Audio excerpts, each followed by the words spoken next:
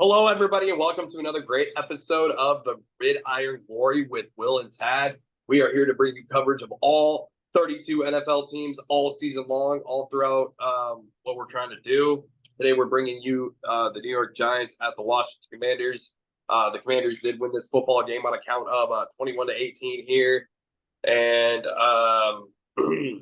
yeah, this was just simply like a battle between two franchises that are currently right now trying to rebuild their clubs, rebuild their teams. I would certainly say that these two franchises in the NFC are making way better efforts than the Carolina Panthers, as we've mentioned before in our series. And so I'm looking at this battle between Daniel Jones and Jayden Daniels. Jayden Daniels coming out here in his second NFL start, getting his first win at home in front of his home team. No touchdowns, no interceptions. He did have 44 rushing yards. So Austin Ekeler also made plays. Brian Robinson. This was just quite the interesting game. But really, I want to go ahead and get your take on Austin Selbert. And where would you rank Austin Selbert as an NFL kicker overall amongst starting kickers? Yeah, when you look at the game Austin Selbert had, it was a very impressive game for the kicker. 7 for 7 there. He is a guy that makes plays. He was very clutch.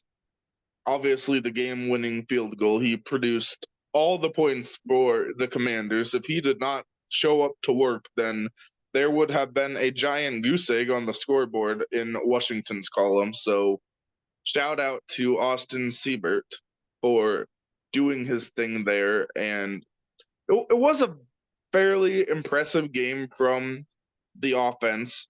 Obviously, you'd like to see a little better execution in the red zone, get some touchdowns, but they moved the ball fairly well.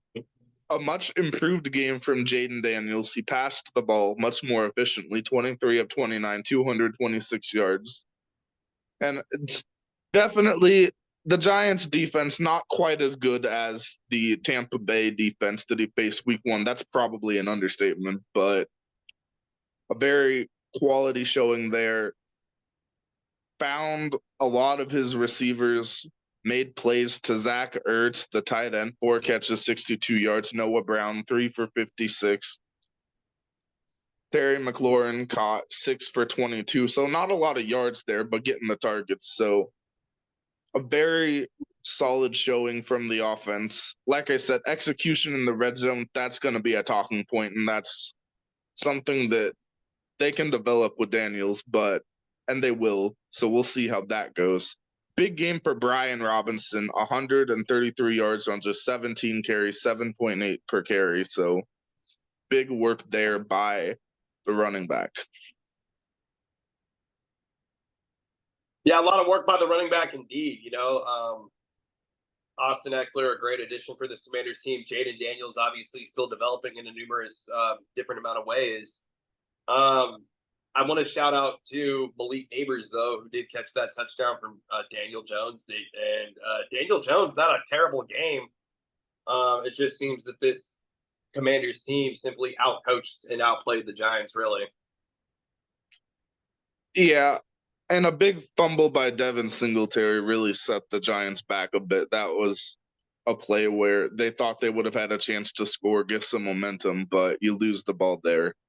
And definitely a big game for Nabers, the electrifying rookie receiver out of LSU, the wide receiver factory. 10 catches, 127 yards, and of course that touchdown you mentioned. So a big day and for also him. The touchdown catch by Wan'Dale Robinson as well. And where would you rank Wan'Dale Robinson amongst NFL wide receivers out of Nebraska? Well, he did play for Nebraska, but I don't believe he graduated from Nebraska. I believe he graduated from Kentucky. He graduated from Kentucky, but did play for Nebraska at one point. I believe his junior season.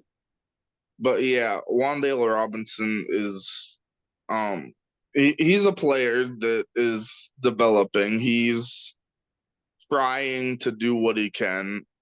He's not yet found a consistent role, and some of that has to do with the many issues the Giants have had for the past several years. And I mean, I know speaking specifically on the Giants, I will say I mean, real quick, their you mentioned the coaching there. Carolina Panthers.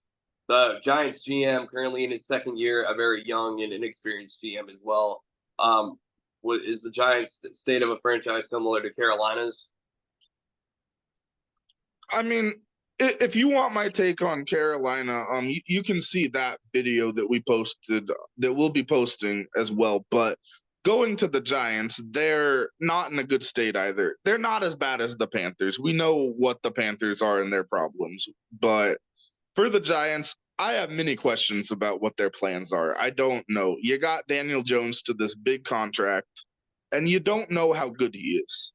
Part of that has to do with the injury he had last year. That's a factor. But even when healthy, there's many questions about if Daniel Jones is a guy that can lead this football team to where they want to be. You had the one big year where you go to the playoffs, you win a first round playoff game in Minnesota, and since then, you just haven't seen a lot from Daniel Jones. And until they figure out the quarterback position, there's just so many questions with the Giants. They're a franchise that, to me, I don't see a real plan there. And I think that's something that a lot of decisions have to be made there. And I am uncertain what is going on.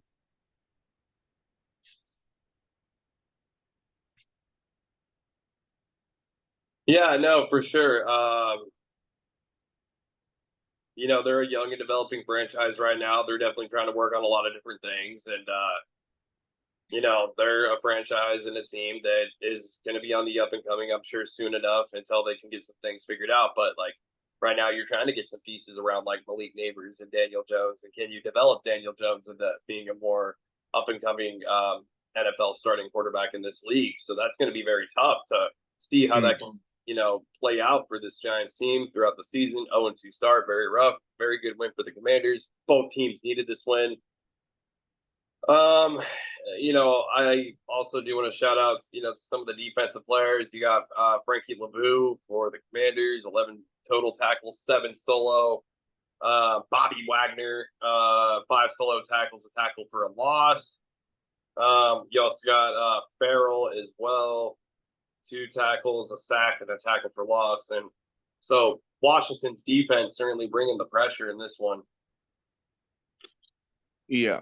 Yeah, a big game there for the defense. You don't get a whole ton of sacks, but you do make some plays there, some big plays to keep the Giants from getting any real sustained momentum on offense. Yeah, no, absolutely. So, now it's just going to be a matter of can they keep that momentum rolling? Can they keep the drive going? And, with the Giants, it's just, they got me scratching my head and seeing it's like, can they go? I mean, you definitely feel like they're in a more positive direction than the Panthers, but they still have a lot of things to figure out as a football team and as a franchise as well. So, yeah, there you guys have it. Commanders at the Giants, 21-18 in this one. Be sure to like, subscribe, and follow all season long. This is the Gridiron Glory, where Tad and Will cover all 32 teams.